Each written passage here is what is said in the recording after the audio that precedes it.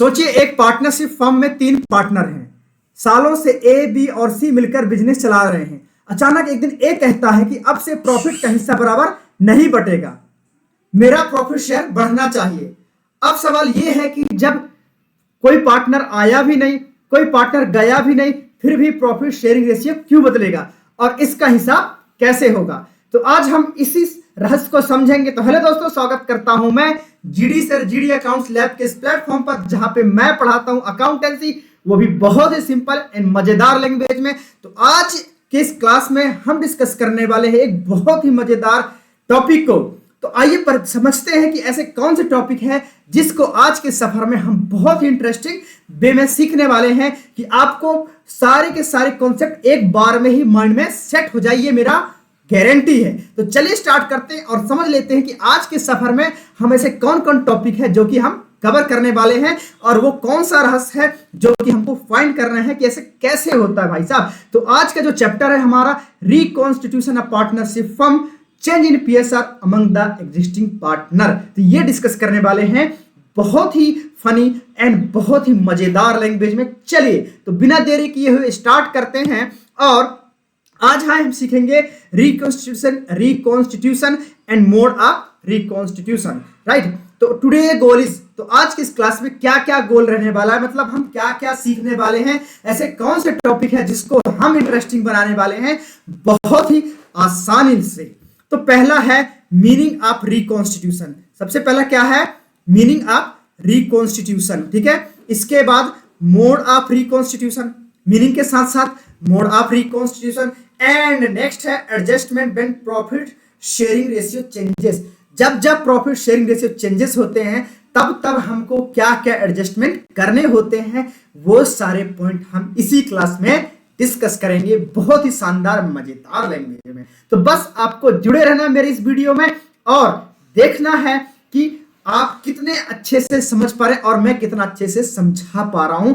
मेरा वादा है कि आफ्टर कंप्लीशन ऑफ क्लास आप देखेंगे कि ये सारे के सारे पॉइंट आपके अच्छे से कवर हो गए हैं। और एक बात याद रखना है कि आफ्टर कंप्लीशन ऑफ क्लास आपके कम से कम 4 मार्क्स पक्के हो जाएंगे। कितने? 4 मार्क्स पक्के हो जाएंगे यहां से, क्योंकि मीनिंग्स भी पढ़ाने वाला हूं, साथ ही साथ मोड भी पढ़ाने वाला हूं, साथ ही साथ एडजस्टमेंट क्या क्या होने वाला है ये भी पढ़ाने वाला हूं।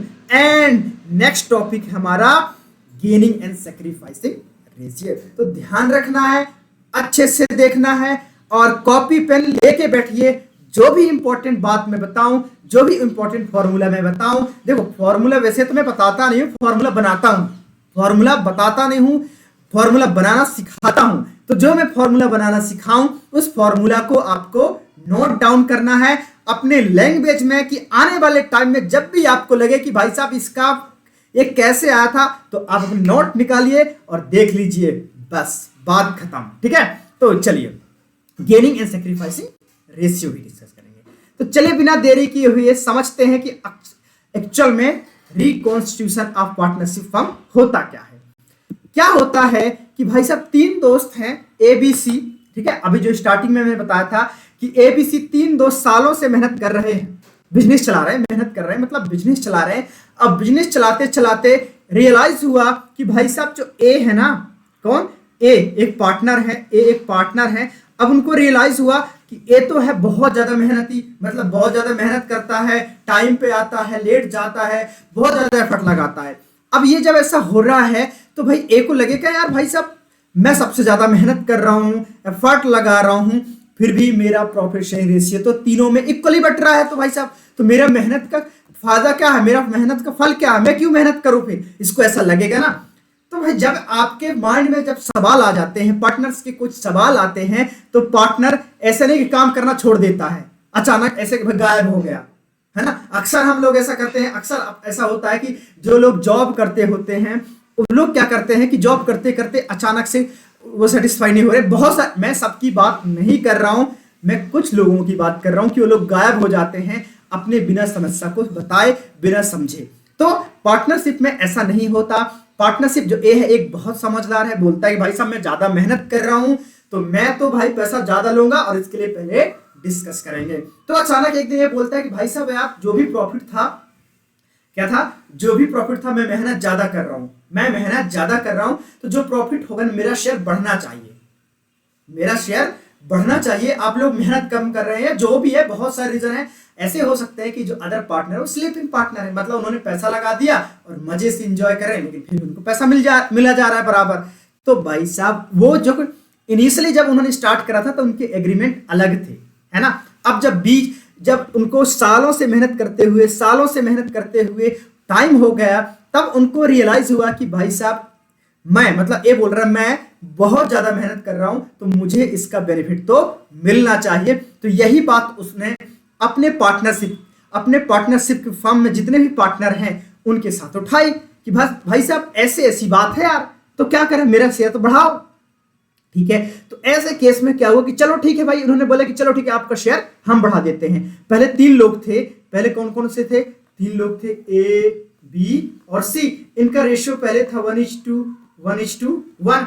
अब ये बोलता है कि मेरा रेशियो बढ़ा दो यार, है ना, जो भी है मेरा रेशियो बढ़ा दो, अब मेरा कर दो 2:1:1, है ना, ऐसा कर दो। अब ए बी सी का क्या हो गया, 2:1:1 हो गया, तो ए का शेयर बढ़ गया, है ना, ए का शेयर बढ़ गया।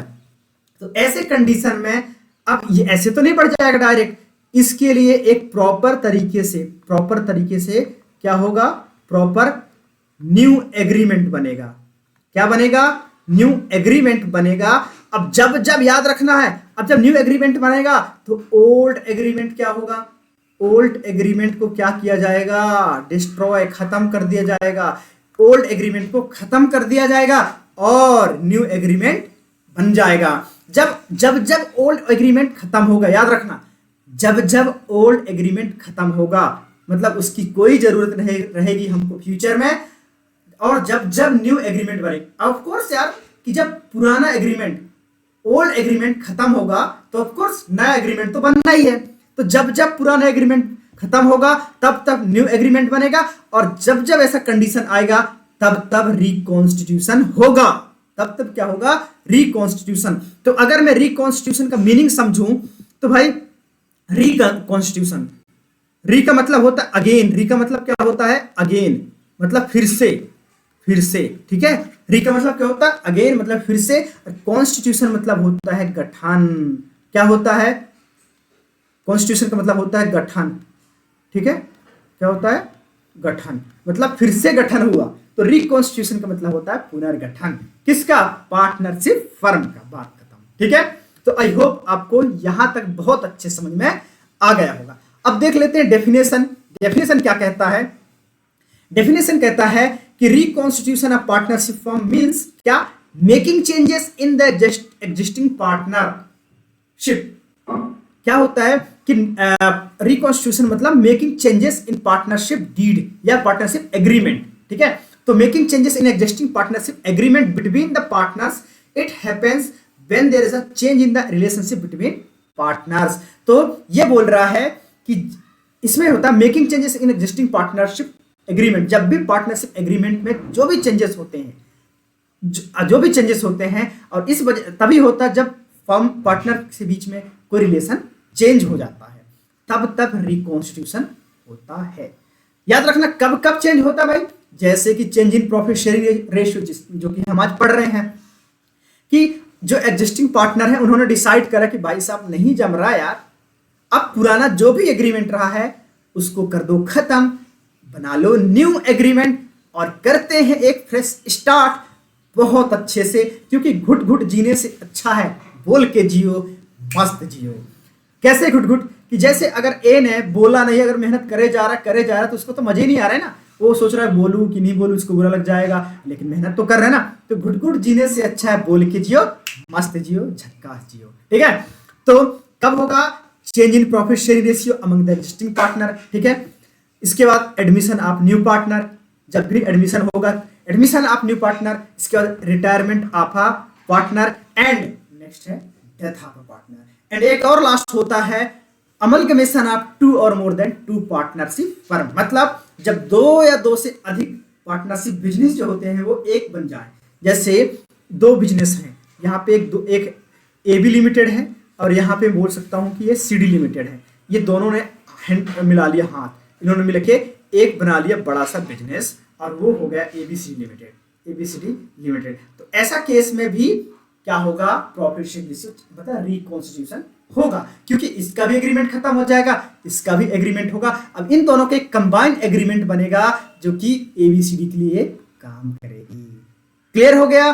चलिए, तो आई होप आपको बहुत अच्छे समझ में आ रहा होगा, क्लास को एंजॉय कर रहे होंगे शानदार तरीके से। तो चलिए स्टार्ट करते हैं और आगे समझते हैं कि और हम क्या समझने वाले हैं। तो ऑलरेडी मैंने रिकॉन्स्टिट्यूशन का मतलब समझा दिया कि जो भी ओल्ड एग्रीमेंट होंगे, क्या होंगे, जो भी ओल्ड एग्रीमेंट होगा वो ओल्ड एग्रीमेंट हो जाएगा द एंड, और न्यू एग्रीमेंट हो जाएगा द स्टार्ट। कि एग्रीमेंट हमारे खत्म हो गए पार्टनरशिप के पुराने वाले, जो भी एग्रीमेंट उन्होंने स्टार्टिंग में इनिशियली, भाई देखो जब कोई बिजनेस स्टार्ट करते हैं, स्टार्टिंग में बात करें तो उनको किसी को कोई आइडिया नहीं होता, उन्होंने प्लान बना को रिसर्च करे होते हैं यहाँ से, लेकिन खुद का पर्सनल एक्सपीरियंस नहीं होता है। अगर कोई स्टार्टिंग कर रहे हैं तो, फ्रेशर हैं तो, ठीक है, तो उस केस में वो न्यू होते हैं, तो वो एक जेन्युइन तरीके से जितना पॉसिबल हो सकता उसको एग्रीमेंट में शामिल कर लिया। लेकिन आफ्टर सम टाइम जैसे जैसे उनको एक्सपीरियंस होता जाएगा, जैसे जैसे वो काम करते जाएंगे, उसका एक्सपीरियंस उनको मिलता जाएगा, वैसे वैसे उनको रियलाइज होता जाएगा कि भाई साहब नहीं, अरे ऐसा नहीं, ऐसा होना चाहिए, ऐसा नहीं, ऐसा होना चाहिए। प्रॉफिट 2:1 रेशियो में नहीं बल्कि 1:1 रेशियो में बंटना चाहिए। प्रॉफिट 1:1 नहीं बल्कि 2:1 रेशियो में बंटना चाहिए। ये अलग अलग कंडीशन होते हैं जिसमें ये सारी चीजें चेंजेस होती हैं प्रैक्टिस के बाद या एक्सपीरियंस के बाद, 1 by 1, ठीक है।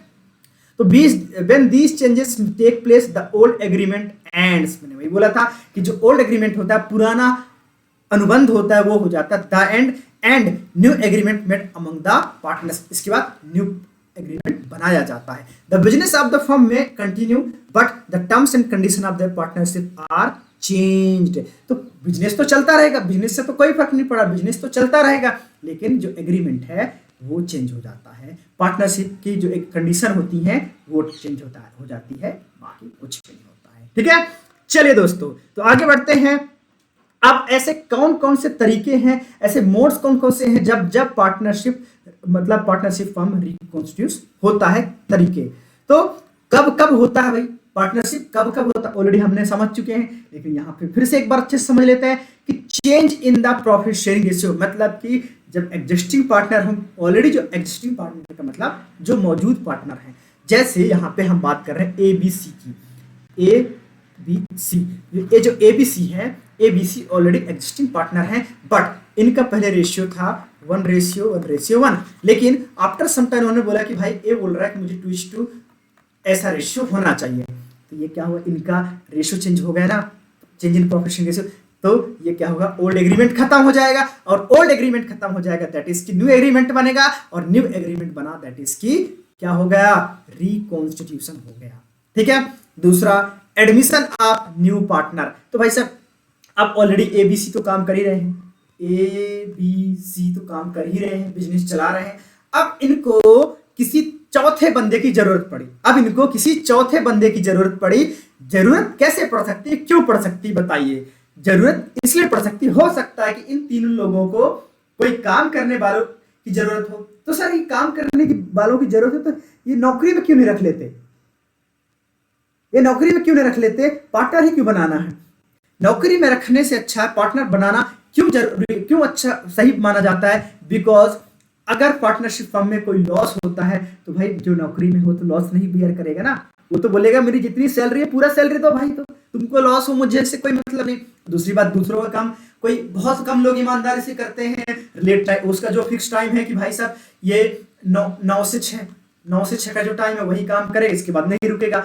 पार्टनर्स हो गए, उनका खुद का पैसा होगा, खुद का पैसा लगा होगा, उस केस में वो दिन रात मेहनत करने के लिए रेडी रहेंगे और जब भी जरूरत पड़ेगी सपोर्ट करेंगे। तो इसलिए एडमिशन करा सकते हैं, और हो सकता है इनको एक एफिशिएंट मैनेजर की जरूरत हो, और जो अपकमिंग पार्टनर हो मैनेजर हो, सीए हो, बहुत सारे रीजन हो सकते हैं। तो उस केस में एबीसी किसी एक डी बंदे को, किसको, डी बंदे को क्या कर सकते हैं, जोड़ सकते हैं अपने बिजनेस के साथ, और इसी को बोलते हैं admission of a new partner. कि पार्टनरशिप में एक न्यू बंदे की एंट्री हो गई, एक नया इंसान आ गया है, ठीक है। एंड तीसरा है retirement of an existing partner.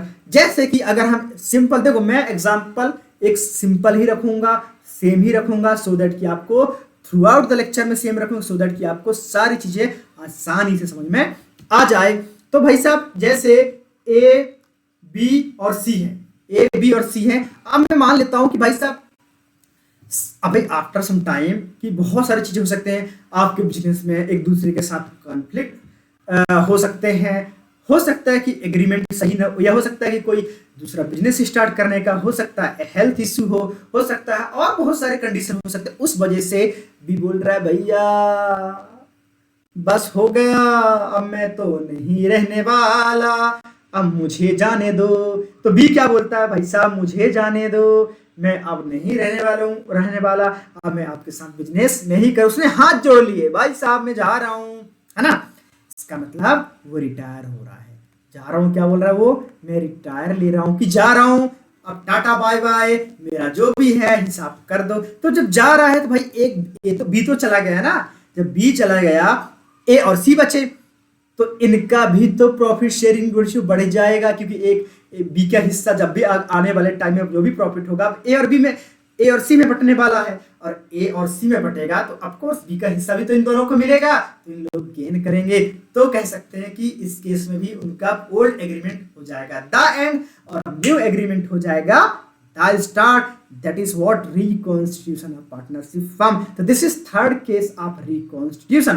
तो ये थर्ड केस है reconstitution का, याद रखना है। एंड फोर्थ केस है डेथ ऑफ अ पार्टनर। तूने बुलाया और हम चले आए, तूने बुलाया और हम चले आए। क्या मतलब हुआ इसका, मतलब कि भाई साहब डेथ होती अनसर्टन, डेथ होती है अनसर्टन। क्या होती है, अनसर्टन। कौन कब मर जाए इसकी कोई गारंटी नहीं होती है ना। तो डेथ होती है अनसर्टन, इसकी कोई गारंटी नहीं होती। अब कोई डेथ हो जाए किसी की डेथ हो जाती है अगर पार्टनरशिप फॉर्म में किसी पार्टनर की, तब भी तो उनका ओल्ड एग्रीमेंट खत्म हो जाएगा और न्यू एग्रीमेंट बनेगा। हो सकता है कि वो बिजनेस को चलाएं और हो सकता है कि उस बिजनेस को बंद कर दे, वो डिपेंड करता है। हम वो सारे केसेस वन बाय वन अच्छे से डिटेल में पढ़ेंगे, क्योंकि ये जो 5 है ना, ये तीनों पांचों के पांचों क्या है, हम अलग अलग चैप्टर में डिस्कस करने वाले हैं। और आज का जो हमारा चैप्टर रहने वाला है पहला चैप्टर, ठीक है। तो इन टॉपिक को हम अलग अलग चैप्टर्स हैं, इन टॉपिक के अलग अलग चैप्टर्स हैं और इन चैप्टरों में हम इनको बहुत ही डिटेल में डिस्कस करने वाले हैं। तो आपको घबराने की कोई बात नहीं, क्योंकि मैं हूं ना, आपका जीडी भाई है ना, जीडी भैया। तो फिकर not, I am there, no need to fear, बस फॉलो मी, ठीक है। चलिए, तो डेथ ऑफ पार्टनर, डेथ क्या होती है, अनसर्टन होती है, और अनसर्टन के केस में जब कोई मर जाता है तब भी हमको रिकॉन्स्टिट्यूशन करना पड़ता है। एंड पांचवा क्या है, अमलगमेशन ऑफ 2 और मोर देन 2 पार्टनरशिप फर्म। तो मैंने ऑलरेडी बताया हुआ था कि जब 2 या 2 से ज्यादा पार्टनरशिप फर्म क्या हो जाए, विलय हो जाए। विलय का मतलब मर्ज हो जाए। जैसे कि मैंने ऑलरेडी यहाँ पे एग्जांपल दिया था कि ये ए बी है और सी डी, 2 अलग अलग फॉर्म है, ए बी सी डी बना लिया, तो इस केस में भी रिकॉन्स्टिट्यूशन होगा। तो आई होप आपको ये वाला मतलब मोड ऑफ रिकॉन्स्टिट्यूशन फॉर्म अच्छे से समझ में आ गया होगा। कब रिकॉन्स्टिट्यूशन होता है किसी पार्टनरशिप फॉर्म का, क्लियर है। चलिए अब आगे चलते हैं कि भाई साहब अब ये तो देख लिया, अब ये जब होता है तो हमको क्या क्या करना पड़ता है। अब ये जो होता है तो हमको क्या क्या करना पड़ता है, क्यों करना पड़ता है, ठीक है। तो वही डिस्कस करेंगे। जब भी चेंजेस होंगे मतलब रिकॉन्स्टिट्यूशन होगा तो कुछ ना कुछ तो होगा कि किसी का भाई हो सकता है किसी ने ज्यादा पैसा लगाया हो, किसी ने कम लगाया हो, तो उसको हम चेंजेस करेंगे। तो हमको ये देखना है कि जैसे जैसे ये चेंजेस होंगे तो उस केस में हमको क्या क्या करना है। तो पहला है determining of sacrificing ratio and gaining ratio, कि जब ये रिकॉन्स्टिट्यूशन हुआ, जो चेंज हुआ, जो पार्टनरशिप डीड चेंज हुई, एग्रीमेंट चेंज हुआ, उस वजह से किस पर्सन को, किस पार्टनर को ज्यादा पैसा मिल रहा है और किस पार्टनर को कम पैसा मिल रहा है, ये आपको क्या करना है, पता लगाना है। और उसी को बोलते हैं सैक्रिफाइसिंग। सैक्रिफाइसिंग मतलब कम हो, किसका कम हो मिल रहा है, और गेनिंग का मतलब किसको ज्यादा मिल रहा है, ये आपको पता करना है, ठीक है। इसके बाद अकाउंटिंग ऑफ गुडविल, कि भाई ये जब चेंजेस होंगे तो गुडविल क्या होता है। गुडविल जैसे हमने प्रीवियस चैप्टर्स में पढ़े हैं, प्रीवियस चैप्टर में पढ़ा है कि गुडविल क्या एक इंटेंजिबल एसेट होते हैं जो कि इंसान की रेपुटेशन की वजह से आती है, ठीक है। क्लियर हो गया दोस्तों, तो वो भी हमको फाइंड करना होता है। इसके बाद accounting of reserve, accumulated profit and losses, कि जिन्होंने अगर जो एग्रीमेंट चेंज हुआ तो उन्होंने प्रीवियस एग्रीमेंट के हिसाब से तो उनका रेशियो के हिसाब से ही तो पैसा लगाया होगा। अब जो पैसा लगाया होगा तो अब चेंज होगा, तो आने वाले टाइम में अगर ये एडजस्टमेंट नहीं करते हैं तो क्या होगा कि उनको न्यू रेशियो में तो हो सकता है कि किसी को लॉस हो जाए, किसी को प्रॉफिट हो जाए। तो ये लॉस या प्रॉफिट ना हो इसीलिए करते हैं रिजर्व और एक्यूमुलेटेड प्रॉफिट का अकाउंटिंग। एंड फोर्थ है revaluation of assets and reassessment of liabilities, कि जो मेरे पास एसेट है उनकी वैल्यू कितनी है अभी, पहले जितनी भी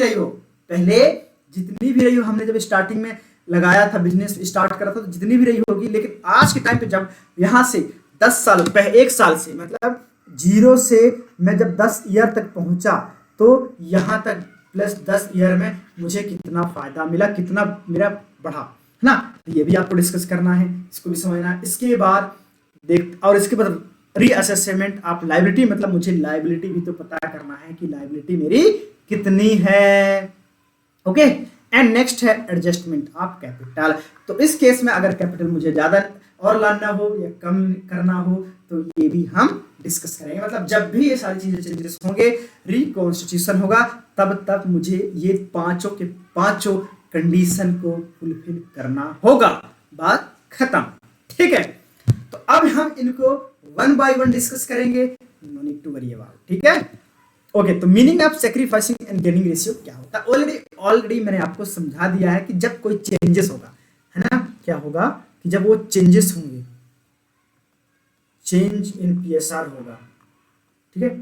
चेंज इन पीएसआर मतलब प्रॉफिट शेयरिंग रेशियो में जब भी बदलाव होगा तो बदलाव होगा, या तो कोई गेन करेगा या कोई सेक्रीफाइस करेगा, है ना। गेन करेगा मतलब किसी को प्रॉफिट होगा, कोई पहले से ज्यादा कमाएगा। हो सकता है किसी को पहले 10 रुपए मिलते थे, अब मिलने लगे 12 रुपए, है ना, न्यू में, ठीक है। तो ये क्या कर गया, ये गेन कर गया, ठीक है। तो इस केस में मुझे गेन निकालना है। और सेक्रीफाइस हो सकता है कोई पहले मान लो 12 मिल रहा होगा किसी को, अब मिलने लगा 10, तो ये क्या कह सेक्रीफाइस कर रहा है। तो ये हमको कैलकुलेट करना होता है। तो समझ में आ गया मीनिंग ऑफ सेक्रीफाइसिंग और गेनिंग का मतलब क्या होता है। तो देख लो एक बार, sacrificing ratio is the ratio in which the existing partner agree to sacrifice their share of profit in favor of new partner or existing partner। हो सकता है कि कोई न्यू पार्टनर है तो, लेकिन हम यहाँ पे न्यू पार्टनर की बात तो कर ही नहीं रहे हैं, अभी हम कर रहे हैं एग्जिस्टिंग पार्टनर। तो एग्जिस्टिंग पार्टनर को दे रहा हो, यही होगा ना कि ए ने बोला कि अब से, जैसे हमने स्टार्टिंग बताया था, ए ने बोला कि अब से प्रॉफिट का हिस्सा बराबर नहीं मिलेगा, मेरा शेयर बढ़ना चाहिए। तो भाई ए के फेवर में बी और सी जितना दे रहे हैं, और जितना दे रहे हैं वही सेक्रीफाइस होगा, ठीक है। तो फॉर्मूला क्या कहता है, अच्छा फॉर्मूला कोई होता नहीं यार, बन जाता है। देखो मैंने वही बताया, स्टार्टिंग बताया था कि फॉर्मूला में बताता नहीं हूँ, लिखाता नहीं हूँ, रटाता नहीं हूँ, आपको बनाना सिखाता हूँ। कैसे बनाना सिखाता हूँ, देखो बनाना सिखाता हूँ अभी मैं। तो फॉर्मूला मैंने बताया था कि जब सेक्रीफाइस कब होगा, कि सेक्रीफाइस तभी होगा जब ओल्ड मतलब पहले, पुराना, क्या लिख सकता हूँ, पुराना, थोड़ा सा इसको मैं इरेज करके अच्छे से लिखता हूँ, ठीक है। पहले में पुराना, जो पुराना उनका हिस्सा था, जो भी पुराना हिस्सा था वो ज्यादा होगा नया हिस्सा से, तब वो सेक्रीफाइस करेगा जो भी होगा। तो कैसे निकलेगा, मैंने बोला कि इस पुराना हिस्सा ज्यादा होगा, मतलब कि ओल्ड, इसको क्या बोल सकते हैं, ओल्ड हिस्सा, ओल्ड शेयर या ओल्ड रेशियो बोल सकते हैं। Old ratio greater than new ratio, क्या होगा, old ratio greater than new ratio. या मैं बोल सकता हूं सेक्रीफाइस का मतलब, यहां पे थोड़ा लिख लेते हैं, सेक्रीफाइस का मतलब ओल्ड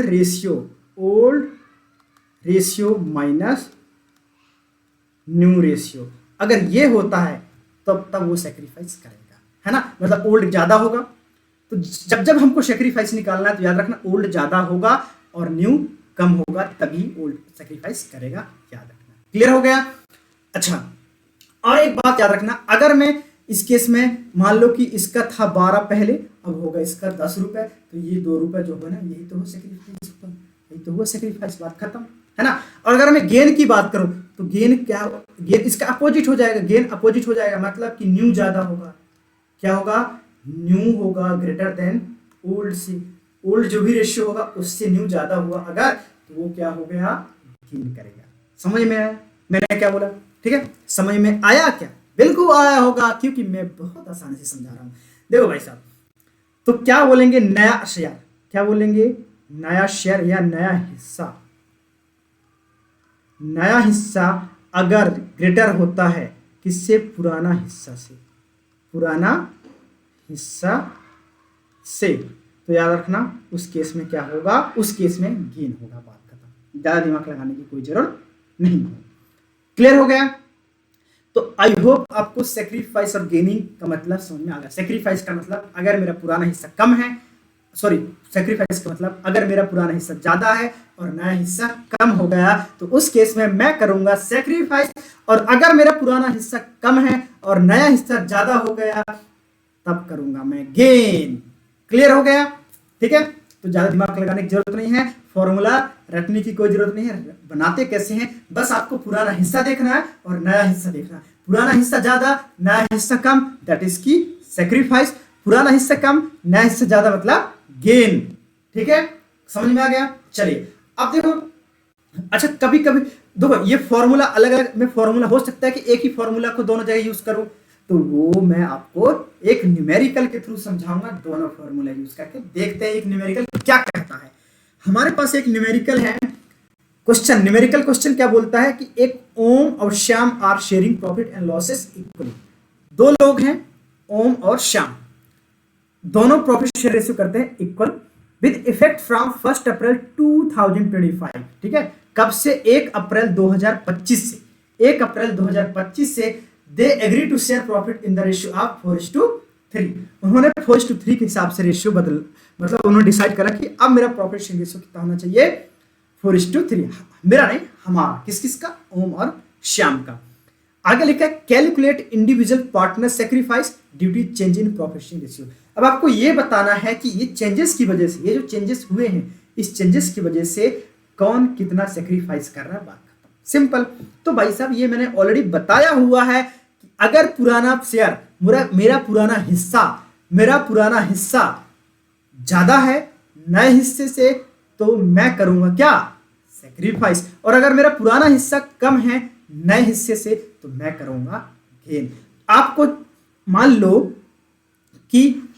लो ये एक पिज्जा है, एक पिज्जा है। अब ये पिज्जा 4 पार्ट में बटा हुआ है, 2 पार्ट आपको मिल रहे हैं, 2 पार्ट मुझे मिल रहे हैं। ठीक है, 2 पार्ट आपको मिल रहे हैं, 2 पार्ट मुझे मिल रहे हैं। आफ्टर सम टाइम मैंने बोला कि यार मुझे बहुत भूख लगी है, या जो भी रीजन में बहुत मेहनत कर रहा हूँ, तुम तो घर में पड़े रहते हो, तुमको क्या भूख लगी होगी, तो मुझे दे दो ये 3 पार्ट, मुझे दे दो ये 3 पार्ट, मुझे दे दो। तो भाई साहब आपका शेयर तो कम हो गया ना, आपके तो पहले 2 पार्ट थे आउट ऑफ 4, लेकिन अब तो एक ही पार्ट बचा, तो आप कर गए क्या, सेक्रीफाइस, और मैं कर गया गेन, खत्म बात। यही तो कॉन्सेप्ट है ना। अब देखते हैं इस क्वेश्चन को, है ना, इस क्वेश्चन को मैं इसको इरेज कर देता हूं, समझते हैं।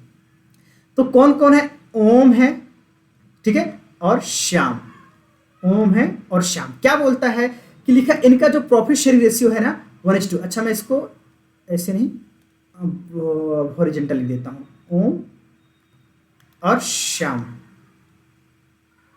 इनका जो प्रॉफिट शेयरिंग रेशियो है 1:1। इनका प्रॉफिट शेयरिंग रेशियो क्या है, 1:1 विद इफेक्ट फ्रॉम 1 अप्रैल 2025 से।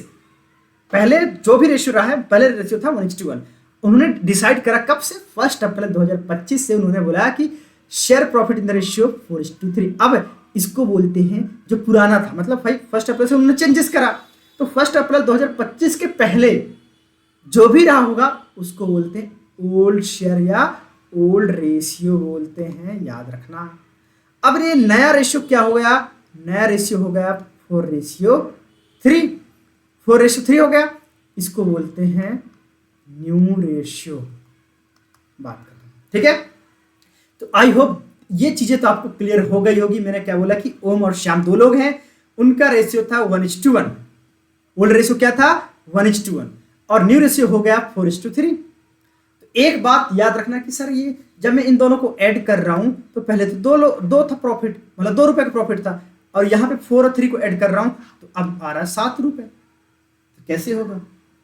एक बात यहां पे एक चीज याद रखना, मैं बहुत आसान कर दूंगा आपके लिए, सच में बता रहा हूं, गारंटी बोल रहा हूं कि मेरा ये वादा है कि आपको ऐसा कभी किसी ने नहीं पढ़ाया होगा अकाउंटेंसी, ये लिख के रख लो, मैं ऐसे आसानी से पढ़ाने वाला हूं। देखो तो ये जो अलग आ रहा है ना, उसको देखते हैं कि पहले था 1:1, इसका मतलब जब मैंने इसको प्लस करा तो ये सम होके 2 हो गए, और जब अब रेशियो आ गया 4:3, जब इनको प्लस करा तो इसका सम आ रहा 7, तो गलत हो गया भाई। प्रॉफिट हमको ऑलवेज इक्वल कंसीडर करना है। अगर आपको समझना है बहुत आसानी से ना, तो बहुत आसान लैंग्वेज में मैं बता रहा हूं कि इन दोनों को जब मैंने पुराना शेयर दोनों को ऐड करा, पुराना शेयर 2 है, नया शेयर 7 है, तो ऐसे कैसे हो गया भाई? तो याद रखना हमको करना है प्रॉफिट शेयर को इक्वल। तो देखो अगर इक्वल कैसे करेंगे, मल्टीप्लाई करके, तो इसको 7 से मल्टीप्लाई कर दो और इसको कर दो 2 से मल्टीप्लाई, अपोजिट। ये मैं पहला तरीका बता रहा हूं, दूसरा तरीका बताऊंगा एक और, जिसको आप प्रेफर करो उसे सॉल्व करना आपके ऊपर मर्जी है। मैं आपको 2 तरीके सिखा के जाऊंगा। तो भाई साहब जब मैंने 1 को, देखो ब्रैकेट का मतलब ब्रैकेट के अंदर जितने भी हैं उन सबको 7 से मल्टीप्लाई करना, तो 7 1 जा, तो इसको 7 से 1 को मल्टीप्लाई करूंगा तो 7 1 जा 7 है ना, और इसको भी करूंगा तो 7 1 जा 7। ओके, इसमें 2 को 7 से मल्टीप्लाई, अच्छा ये तो हो जाएगा 14 है ना। अब 2 को 4 से मल्टीप्लाई, मतलब 2 को 4 से मल्टीप्लाई करूंगा ये हो जाएगा 8 है ना, और ये 2 को 3 से मल्टीप्लाई कर दूंगा ये हो जाएगा 6। अब मैंने जब इनका सम देखा तो ये भी 14 हो गया, ये भी 14 हो गया। तो एक बात बताओ, ये ओम है, ये कौन है? अच्छा मैं कलर चेंज कर देता हूं थोड़ा, ये भाई ओम है अपना, और ये श्याम है ना, ये ओम है और ये श्याम है। अब ये जो ओम है ना, ओम तो भाई साहब पहले उसके 7 रुपए मिलते थे, उसको ऐसा मान लो कि 7 यूनिट या 7 रुपए, ओम को पहले 7 रुपए मिलते थे, अब मिल रहे हैं 8 रुपए, मतलब +1 हुआ कि नहीं हुआ? +1 हुआ कि नहीं हुआ, है ना। इसका मतलब भाई पहले ओल्ड क्या था, ओल्ड शेयर था, ओल्ड रेशियो था 7, और न्यू कितना हो गया, न्यू हो गया इसको 8। तो ये डिफरेंस है। बड़ा कितना, गेन कितना करा, बड़ा कितना गेन, मतलब बड़ा मतलब गेन कितना करा, गेन करा 1 रुपए का, 1 रुपए बढ़ गया ना, तो यही तो है गेन। और अगर मैं इसका देखूं श्याम का, तो ये तो ओम की बात है ना।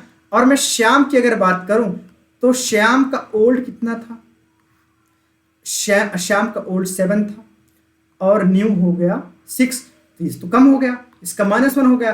तो जब -1 हुआ, कम हुआ, इसका मतलब क्या करा, वो सेक्रीफाइस करा भाई साहब ने, क्या करा, सेक्रीफाइस करा। किसने? श्याम ने। ओम के तो बल्ले बल्ले शादी कर ले, पैसा नहीं है उधार ले ले, पैदल चल ले, है ना। तो यहां पे हो गए उसके बल्ले बल्ले।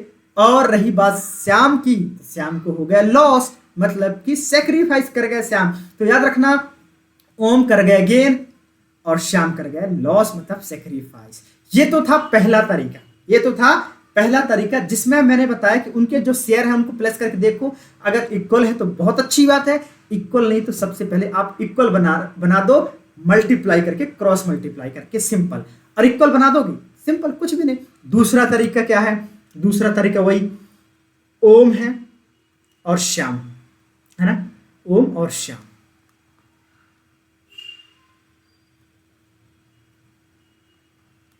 इसको अच्छे रुक जा दो, 1 मिनट, है ना। ओम और कौन है? श्याम है, श्याम बाबू है अपने। तो ओम का रेशियो पहले क्या था, ओम का रेशियो इन लोगों, मतलब इन दोनों का रेशियो था 1:1, न्यू रेशियो हो गया 4:3। तो ये है न्यू और ये है ओल्ड, ठीक है। रेशियो है तो रेशियो लिख देता हूं भाई लोग, रेशियो है तो रेशियो लिख देता हूं। अब क्या हुआ, मुझे निकालना है या तो सेक्रीफाइस या गेन, तो मैं लगा लेता हूं फॉर्मूला कि भाई गेन करे कि सेक्रीफाइस, मुझे तो पता नहीं, लेट सपोज, तो मैं लगा लेता हूं सेक्रीफाइस का फॉर्मूला। सेक्रीफाइस का अगर मैंने फॉर्मूला लगाया तो सेक्रीफाइस मैंने ऑलरेडी बताया कि सेक्रीफाइस कब करेगा, जब ओल्ड ज्यादा होगा और पुराना कम होगा। तो सेक्रीफाइस का फॉर्मूला मैंने ऑलरेडी समझाया था, बनाना सिखाया था कि ओल्ड ज्यादा होगा, मतलब कि old ratio minus new ratio, है ना, यही समझा था। तो ओल्ड रेशियो। अच्छा मैं ओम की बात कर रहा हूं, तो ओम का अगर मैं ओम की 1/2 कैसे आया, 2 ऐसे आया, ओम का पार्ट 1 था, श्याम का पार्ट 1 था, तो दोनों को मिला के 1 + 1 कितना हो गया 2। आउट ऑफ 2 ओम का 1 पार्ट था, मतलब 50% ओम का था। ठीक है, इसका माइनस न्यू रेशियो कितना होगा ओम का 4 + 3, ये 4 है और ये 3, तो 4 + 3 7। ठीक है, इनका दोनों का सम कर दिया तो 7। अब मुझे निकालना होता है इसका एलसीएम, लेकिन याद रखना यहां पे भी मैं एक गेम बताऊंगा कि एलसीएम मेरे बच्चे जो मेरे से पढ़ते हैं अकाउंटेंसी, उनको तो मैं बिल्कुल टेंशन लेने की जरूरत ही नहीं पड़ती, मैं उनको टेंशन लेने नहीं देता। ये कहां एलसीएम के चक्कर में पड़े हैं भाई, ये कहां एलसीएम आ गया यार, कुछ भी नहीं।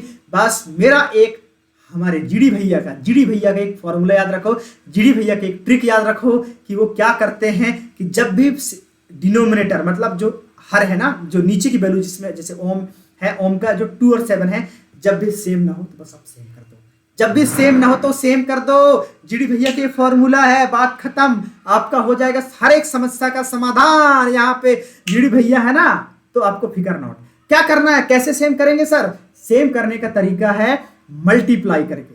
कैसे मल्टीप्लाई करके, कैसे मल्टीप्लाई करूं कि 7 और 2 को सेम कर दूं, तो 7 को 2 से मल्टीप्लाई कर दो, 2 को 7 से मल्टीप्लाई कर दो। तो जब मैं उसको 7 से मल्टीप्लाई करूंगा डिनोमिनेटर में, तो न्यूमरेटर में भी 7 से ही मल्टीप्लाई होगा।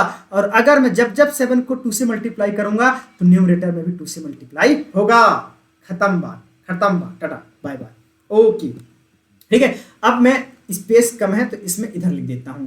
तो भाई साहब ये हो गया। अब ओम का 7 × 1 = 7 अपॉन में 14 माइनस 4 × 2 = 8, 4 × 2 = 8 अपॉन में 14, तो 7 था अब 8 हो गया, 7 था अब 8 हो गया, मतलब आंसर आ गया -1। अब जब माइनस में आ जाए, क्योंकि 7 तो पुराना, अब 8 बढ़ गया, 8 ज्यादा हुआ 7 से, तो गेन कर गया ना ओम। देखो मैंने फॉर्मूला लगाया सेक्रीफाइस का, फॉर्मूला लगाया मैंने सेक्रीफाइस का, लेकिन फिर भी ओम कर गया गेन, क्योंकि ये आ गया माइनस में। अगर मैं सेक्रीफाइस का फॉर्मूला लगाऊंगा,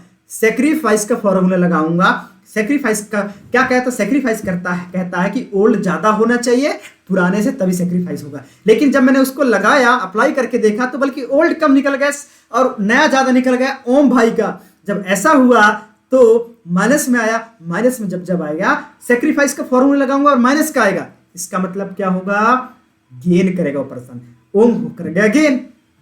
ठीक है, ओम क्या कर गया, गेन। और रही बात श्याम की, तो श्याम के लिए हमारे पास स्पेस की कमी है, तो मैं इसको कर देता हूं डिलीट, है ना, इरेज, और यहां पे समझते हैं। ठीक है, और देखो अब ये श्याम भाभी आ गए, तो श्याम का भी क्या रेशियो था। अच्छा मैं इसका भी लेट्स सपोज मैं इसको ही फॉर्मूला लगा देता हूं, कौन सा, सेक्रीफाइस वाला फॉर्मूला लगा देता हूं। ठीक है, सेक्रीफाइस, तो श्याम का भी पहले क्या था, ओके, श्याम का था, उसका भी 1/2 था, है ना, और न्यू कितना हुआ, न्यू उसका हो गया 3/7, यही आया था, है ना, न्यू रेशियो तो वही था, है ना। ठीक है, तो अगर मैं सेक्रीफाइस का फॉर्मूला क्या होता है, सेक्रीफाइस का फॉर्मूला होता है old greater than old ratio minus new ratio. ठीक है, old ratio minus new ratio मतलब 1/2 माइनस 3/7। तो क्या बोला था जीडी सर ने, क्या बोला था जीडी भैया ने, तो जीडी भैया ने बोला था कि बस आप इसको कर लो बराबर डिनोमिनेटर को, तो इसको 7 से मल्टीप्लाई कर दो, तो इसको भी बाय डिफॉल्ट 7 से मल्टीप्लाई करना पड़ेगा। इसको 2 से मल्टीप्लाई करोगे तो इसको भी 2 से मल्टीप्लाई करना पड़ेगा। यहाँ पे मैं एलसीएम निकालना बिल्कुल भी नहीं बता रहा हूँ, क्योंकि यार हम लोग तो मैथ्स के डर से तो कॉमर्स लिया था, फिर मैथ्स वही मैथ्स खेलते रहेंगे, एलसीएम खेलते रहेंगे, है ना। तो एलसीएम नहीं, मेरा सबसे शानदार तरीका यही है कि आपको डिनोमिनेटर को देखना है और डिनोमिनेटर को ट्राई करना है कि कैसे इक्वल हो जाए, बस इसमें दिमाग लगाने की कोशिश करना है कि इसको कैसे बनाएं, कैसे इक्वल करें। इक्वल करने तभी इक्वल आप मल्टीप्लाई करके ही करें, याद रखना, मल्टीप्लाई करके ही आपको इक्वल करना है। ऐसे नहीं कि भाई 7 में 2 में 5 जोड़ दो तो 7 हो जाएगा, नहीं, ये गलत हो जाएगा। सिर्फ और सिर्फ मल्टीप्लाई करके इक्वल कर सकते हैं, या फिर डिवाइड करके, लेकिन हम सबसे ज्यादा प्रेफरेबल होता है मल्टीप्लाई वाला, क्योंकि वो हमारे लिए होता है आसान। ठीक है, तो ये जब मैंने इसको सॉल्व करा तो 7 1 जा 7 और इसका हो जाए 7 2 जा 14 है ना, माइनस 3 2 जा 6 अपॉन में 14। तो देखो श्याम का 7 ज्यादा था पहले, मतलब ओल्ड में ओल्ड ज्यादा था, न्यू कम है। ओल्ड 7 था और नया कितना 6, कितना आ गया 1 अपॉन में 14 का 14 लिखेंगे। तो ये कर रहा है सेक्रीफाइस। तो कौन सेक्रीफाइस कर रहा है? श्याम सेक्रीफाइस कर रहा है। और कौन गेन कर रहा है? कौन गेन कर रहा है? गेन कर रहा है हमारा ओम भाई साहब। हमने फॉर्मूला लगाया है दोनों केस में, कौन सा? सेक्रीफाइस का। अगर सर मैं इसका गेन वाला फॉर्मूला लगाऊंगा तो गेन वाला फॉर्मूला लगाऊंगा दोनों केस में या किसी केस में, तब भी मेरा आंसर यही आएगा। बस एक अपोजिट हो जाएगा कि भाई साहब इसमें माइनस में आएगा, उसमें प्लस में, तो माइनस में आएगा तो सेक्रीफाइस करेगा। ठीक है, फॉर्मूला जैसे बदलेंगे वैसे ही इनका चेंजेस भी हो जाएगा। तो टेंशन नहीं लेना है। अभी तो आज पहला क्वेश्चन है यार, जैसे जैसे 2-3 क्वेश्चन आप सीखोगे, जैसे जैसे मैं 2-3 क्वेश्चन समझाऊंगा वैसे वैसे आपके सारे के सारे कॉन्सेप्ट हो जाएंगे बहुत ही शानदार। तो no need to worry about it, बिल्कुल बस आपको फोकस करके देखते रहना मेरे इस वीडियो को। और जैसे कि आपको पता है कि मैं कराता हूं बहुत ही शानदार तरीके से पढ़ाई, और अगर आपने मेरे पुराने वीडियोस को नहीं देखा, जैसे कि मैं आपको बता दूं कि मैं अभी आपको इसी चैनल में जीडी अकाउंट्स लैब के इस प्लेटफॉर्म पर में ही, इसी यूट्यूब चैनल पे मैं ऑलरेडी आपको गुडविल तक का सारे के सारे कॉन्सेप्ट क्लियर करा चुका हूं। अगर आपने मेरे इस वीडियो को, मेरे प्रीवियस वीडियो को नहीं देखा है और आपको अभी भी कंफ्यूजन है, तो जाइए मेरे वीडियो को, प्लेलिस्ट बना हुआ है ऑलरेडी, और उन सारे वीडियो को देख लीजिए और कर लीजिए अपने अकाउंट को बहुत ही एक टॉप लेवल का, सो दैट कि आपको टेंशन लेने की जरूरत ना हो, यहाँ वहां भटकने की जरूरत ना पड़े, कहीं भी वीडियो देखने की जरूरत ना पड़े। मैं ऐसा वादा करता हूँ, गारंटी देता हूँ कि मैं पढ़ाऊंगा बहुत ही आसान लैंग्वेज में और शांत बहुत ही इंटरेस्टिंग वे में। ठीक है, तो चलिए, तो आई थिंक आज की इस क्लास में हम इतना ही रखते हैं। देन मिलते हैं नेक्स्ट क्लास में और करेंगे कुछ और क्वेश्चन को सॉल्व। तब तक के लिए मस्त रहिए, जबरदस्त रहिए, अपना ख्याल रखिए, अपनों का ख्याल रखिए और पढ़ाई करते चलिए, स्कूल जाते रहिए, मस्त रहिए, तंदुरुस्त रहिए। तो तब तक के लिए bye bye and thank you.